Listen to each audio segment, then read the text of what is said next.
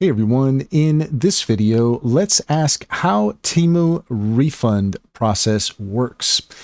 In order to do so, we've done a search here, and according to AI, Temu offers a refund process that involves several steps.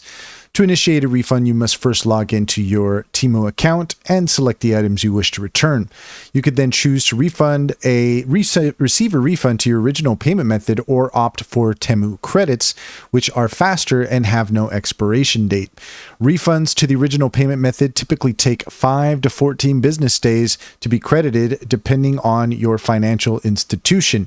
For Temu credits, the process is usually faster and cannot be reversed once processed. It's important to note that the original shipping fee, import tax, insurance costs, and sign-on delivery fees are not refundable unless the return is due to Temu's or the seller's fault. If you choose to return items, you must follow the return process outlined by Temu, which includes printing a return label and shipping the items back to Temu. Return shipping is free as long as you're within the 90-day window from the date of purchase, but you will be charged a $7.99 shipping fee for additional returns from the same order. In some cases, users have reported receiving refunds without having to return items, but this is not a guaranteed process and may depend on the specific circumstances of the order.